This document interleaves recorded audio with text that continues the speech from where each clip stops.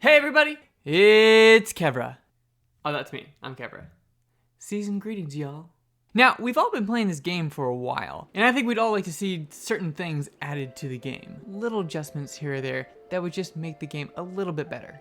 The first thing I want to talk about is adding more stuff you can buy in the shop, like encyclopedia pages and stickers. Now, of course, if they do the DLC, both of those things will likely be added as well because the characters will have their own stickers and encyclopedia pages. But it would be really nice to see in just a free update, maybe they throw us 1 or 2 extras here and there just for fun, just to give us something else to use all those extra coins for, because if you're like me, you have a lot of extra to spend. Another small update I would love is to see how many people actually voted for a specific thing when we look at the most favorited.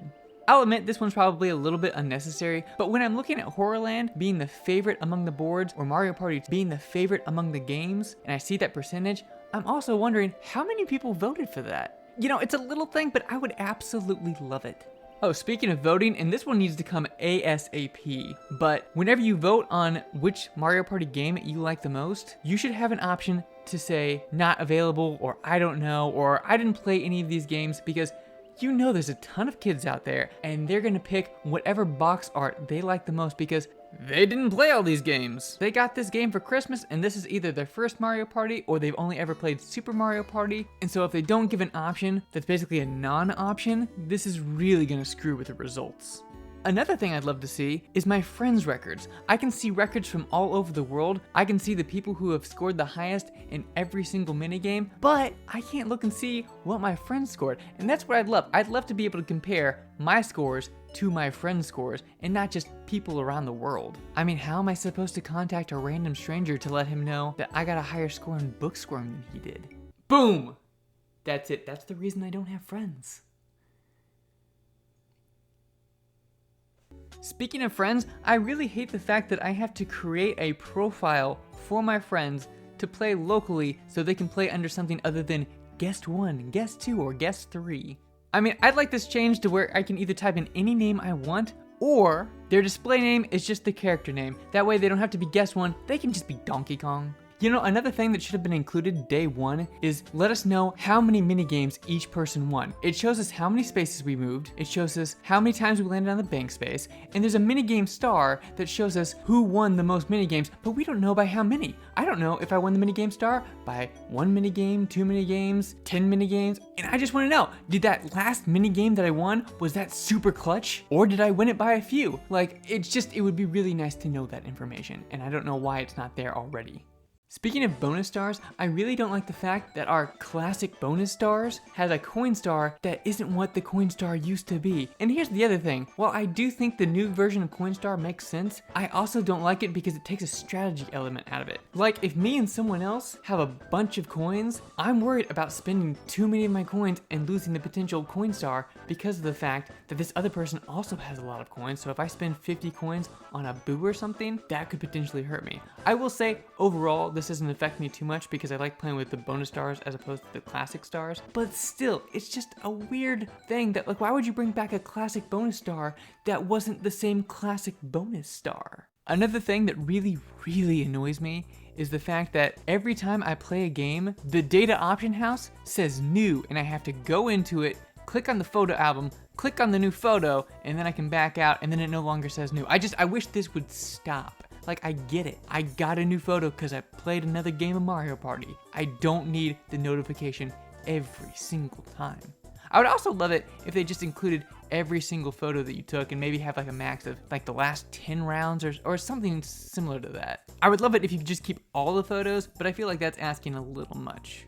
Another small thing that kind of annoys me is the fact that daily challenges are kind of useless. Honestly, when I first started playing them, I was like, oh my gosh, I love this concept. I can just continuously do daily challenges. But then I realized at the end of every single day, that progress just gets completely erased. Now, if they could have some form of keeping track of like what days I got all of the daily stars, or if they kept track of like every single category that I got 3 stars in, that would give me a reason to keep going back to daily challenges. But as of right now, I mean, I just completely stopped because it seemed like there was no reason to continue doing it.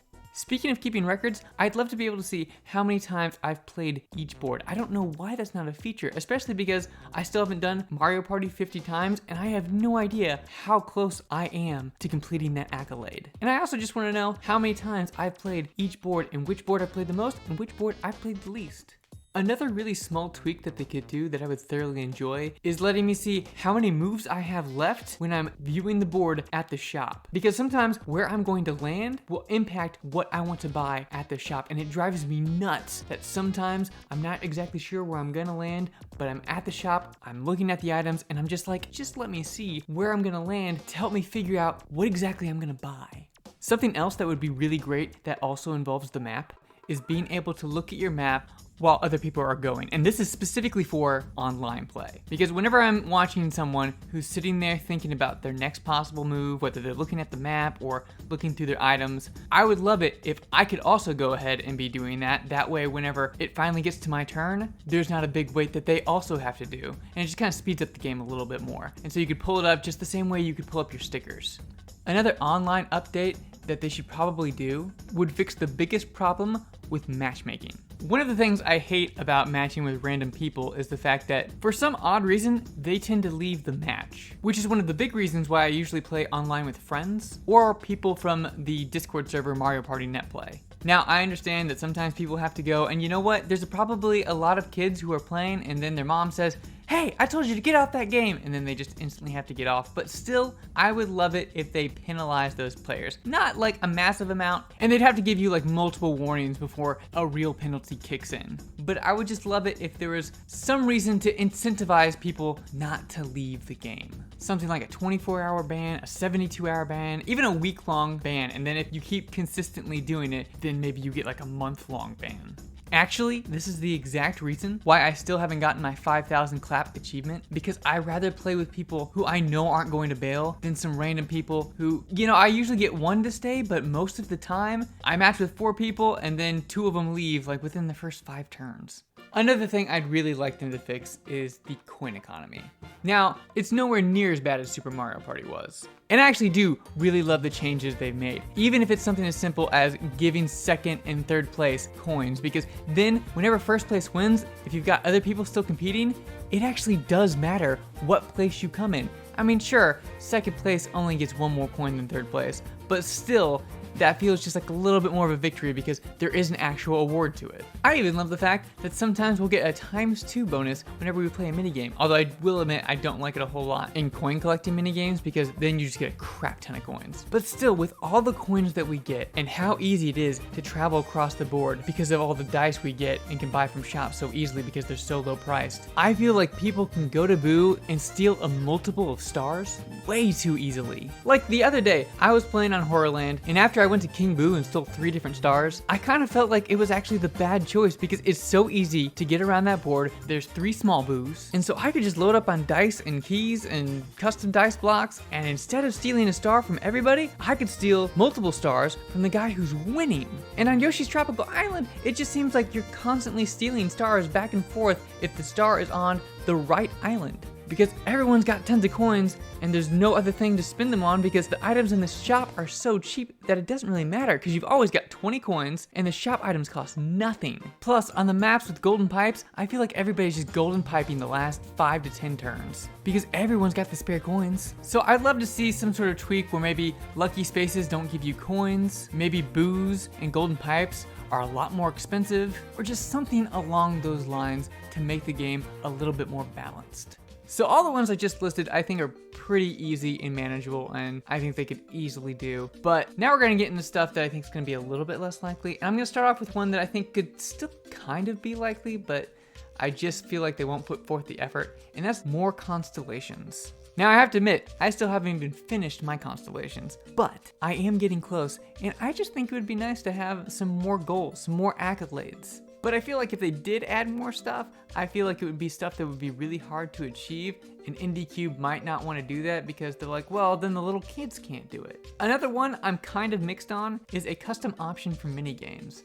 Now, if you remember in Mario Party 4, you actually had a way to customize which minigames could show up while you're playing a round of Mario Party. Now, considering it was only ever in Mario Party 4, I feel like it kind of has a hard chance, but at the same time, they did add that option to where you can only play Nintendo 64 games if you're playing a round of Mario Party, or only GameCube games. So I feel like they could easily just add a custom option where it's like you can choose which mini games you want to play and which mini games you don't want to play because maybe you hate them, or maybe you think they're just too one-sided, like Piranha's Pursuit. Or maybe you just don't want people screwing up your joysticks every time you do tug of war. So that would be nice if I could turn that minigame off. They could also just do an update to change it into a button masher, but since I also hate button mashers, I'm just like, just give me the ability to turn it off.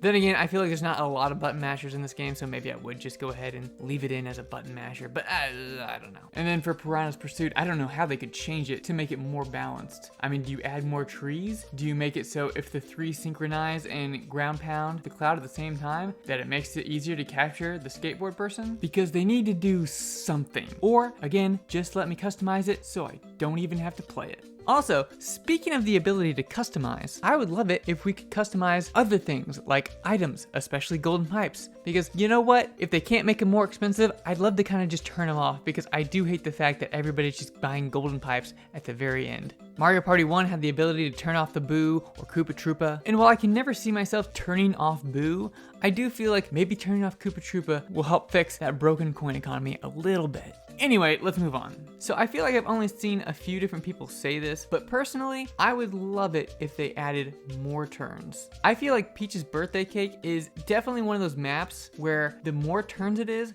the better, because then people are just constantly stealing stars. Like, I love a 30-turn round of Peach's Birthday Cake, and I would totally do a 50. Now, we haven't had that many turns in a while, but I feel like it would be such an easy thing just to add on, and then if data shows that no one is using it, then you don't add it in to the next Mario Party games. But if people are using it, then start using it again. I mean, there are so many board games that I sit around and play where I do go 2 or 3 hours. Hell, the D&D sessions that I do usually range somewhere between 3 to 6 hours. So I ain't scared to play a 50-round turn of Mario Party. Okay, maybe not with strangers on the internet because I'd be afraid that they'd bail like halfway through, but I'm pretty sure I could coerce some of my real life friends to play a 50-round turn of Mario Party with me. Because I know things about them that they don't want other people to know. Isn't that right, Cole? So let's get into updates that I really don't think have much of a chance, starting with Game Guy. I have to admit, in Mario Party 3, I wasn't a big fan of him, mostly because of the fact that maybe I didn't feel like risking every single one of my coins that I had earned throughout the entire game. But going back to the fact that this game kind of has a broken coin economy, I actually do like the idea of possibly losing all of your coins, or someone else, of course, losing all of their coins. And then if you paired that with the update where you can toggle certain game mechanics on or off, you can also toggle that off if you absolutely hate that space. Another update that I would love that's probably not going to happen is if they brought back costumes from Mario Party 2. It just seems so weird that we're back at Horrorland or back at Spaceland and those costumes are missing. Like, I guess I get it because it would have been weird not to have them on the other boards, but I feel like that wouldn't have really been that big of a deal, especially because every time Koopa Troopa is like, you remember this? And we wore these costumes too. Or they could also just add costumes to the other boards. And then you could also make them optional. Like, if you don't like it, then you can turn it off in settings. If you do like it, then you can turn it on. The same way you can turn on classic music with modern music. Speaking of which, considering this wasn't already in the game, I doubt they'll do it, but I would absolutely love it if not only could I change the board music from modern to classic, but if I could also do that with the mini games. That's right, I like nostalgia. I'm an old person. Get off my lawn, kid. Now this is probably one that people will probably disagree with, and I get it to a certain degree, but like I would love it if those single player games came back. They wouldn't have a lot of spaces on the board, maybe only one single space on each board, but I don't know, I would kind of really enjoy that, to go back and be able to play those one player games that were only ever in Mario Party 1. I do admit that they kind of make the Mario Party game drag a little bit because you're just watching one person do a mini game, but like, again, if you keep it at a bare minimum where it's only one space and it's really rare that someone lands on it, I feel like it would be fine.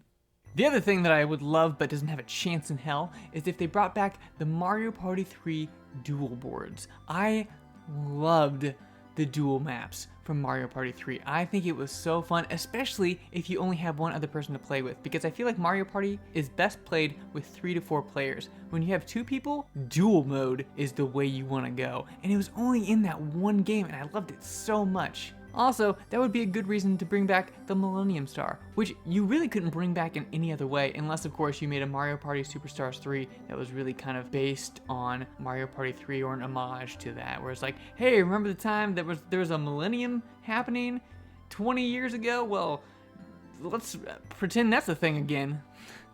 And then they could also bring back that little dice dude from Mario Party 3. What was his name? Tumble? I'm gonna go with Tumble. It might not be Tumble, but I'm gonna guess Tumble. I know I could just look it up, but it's much more fun just to guess. And then if you guys get mad in the comments below, you should be like, how dare you guess wrong, sir? That was my favorite character from Mario Party ever. What is wrong with you? Why did you bring in an accent? What was that about? And finally, the last thing that I would absolutely love them to do is to do some kind of one-player minigame mode. I mean, I really hated Minigame Road because it was so uncreative, but like Minigame Island back from Mario Party 1, I thought it looked really cool. You had this little island and you could see like little things from each of the minigames, and it was just really cool as opposed to, you know, what they gave us in Super Mario Party. Even the minigame coaster I thought looked better, which again was just kind of this bland thing that was just on a track and just keep going down the track, but you know, it was still better than just like, I'm just walking along this sidewalk. And then the last update that I want to talk about is something that's probably pretty unrealistic, although I did think it was in the game at first. I mean, when you first start picking the things for your design card or party card or whatever it's called, you're able to vote for your favorite game. It shows Mario Parties 1 through 10, and then it does favorite board, and I'm like, ooh, my first instinct was I was gonna put Mario's Rainbow Castle to show them, I want Mario's Rainbow Castle, give me Mario's Rainbow Castle. But then, you know, it was just the 5 boards in the game. However, I would love it if they added the other boards from all the other games, and then you could see, you know, are the top 5 that they picked the actual top 5 of what everyone wanted? Or are there gonna be lots of boards that rank a lot higher than all the boards that we got? Then, that would let IndieCube know which boards we want the most as DLC. Or they could even do a thing where we basically get a vote in-game what boards we want to be added the most from the Nintendo 64 generation. That way, you know, if they want to only do some of the boards and they're not sure which ones to do, they can literally ask the people who own the game and would buy the DLC, what would you want? And then they just give it to us. Of course, my problem with that is the people who absolutely love and adore boards that might not be as popular as some of the other boards would get absolutely screwed in that situation. But if they're only gonna do some boards, you might as well please the majority and screw over the minority, I guess. Speaking of them adding more boards, my next video is gonna focus on why I think it's likely we will get DLC. It will also go over some reasons why we might not get DLC, but I see so many people talk about this topic. I've seen so many people debate this topic, and I just want to get all the different reasons out there. And I think overall, we have more reasons to be hopeful than not. But, as always, that's for the next video. If you like this video, give it a like. If you disliked it, give it a dislike. And in the comments below, let me know what features you would like, whether they're realistic or not. Either way, I'll see you next time.